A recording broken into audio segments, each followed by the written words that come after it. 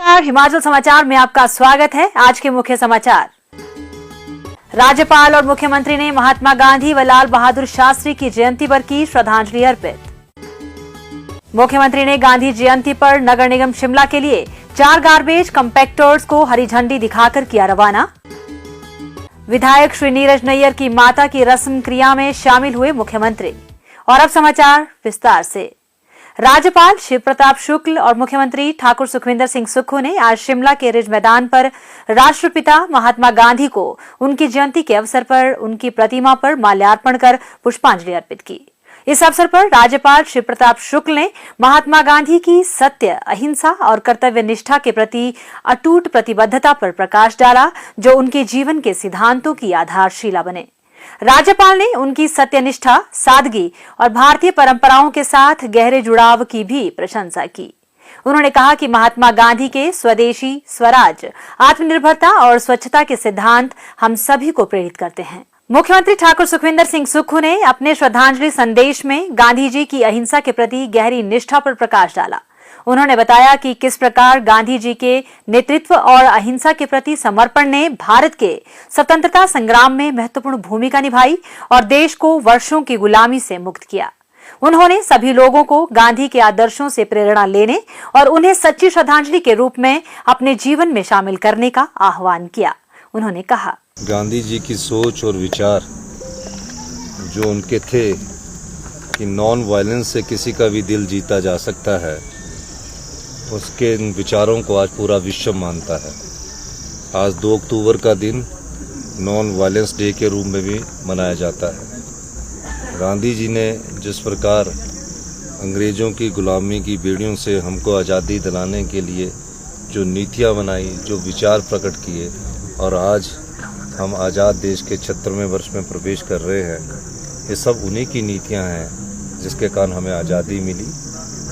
और इस समय हमारी सच्ची श्रद्धांजलि यही होगी कि हम उनके दिखाए मार्गदर्शन में जो नॉन वायलेंस का मार्गदर्शन है उसको अपनाएं। राज्यपाल और मुख्यमंत्री ने महात्मा गांधी के जीवन पर आधारित फोटो प्रदर्शनी का अवलोकन भी किया। इसके उपरांत राज्यपाल और मुख्यमंत्री ने सीटीओ चौक में पूर्व प्रधानमंत्री लाल बहादुर शास्त्री जी को उनकी जयंती पर पुष्पांजलि अर्पित की। राज्यपाल ने कहा कि शास्त्री जी ने जय जवान जय किसान का नारा देकर देश को आत्मनिर्भर बनने के लिए प्रेरित किया। उन्होंने कहा कि शास्त्री जी अखंडता, मानवता और सादगी के पक्षधर थे, जिस कारण वे सभी देशवासियों के लिए प्रेरणा स्रोत हैं।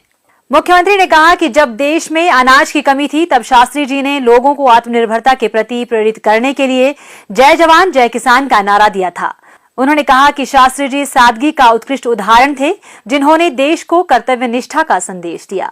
मुख्यमंत्री ने कहा, लाल बहादुर शास्त्री जी जब देश के प्रधानमंत्री थे, उस समय देश अनाज के मामले में आत्मनिर्भर नहीं था।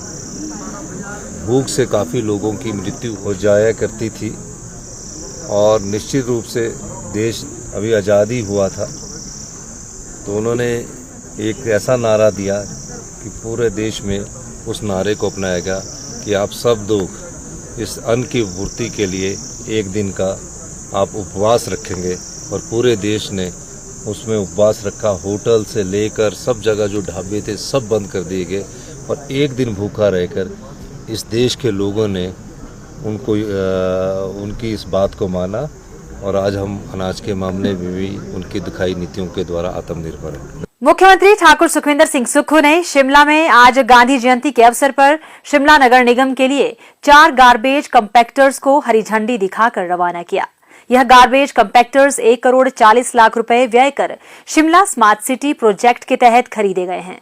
प्रत्येक कंपैक्टर्स की क्षमता 14 क्यूबिक मीटर है और यह लगभग 12 टन कूड़ा एक बार में शिमला स्थित भरियाल अपशिष्ट प्रसंस्करण संयंत्र तक ले जाने की क्षमता रखता है।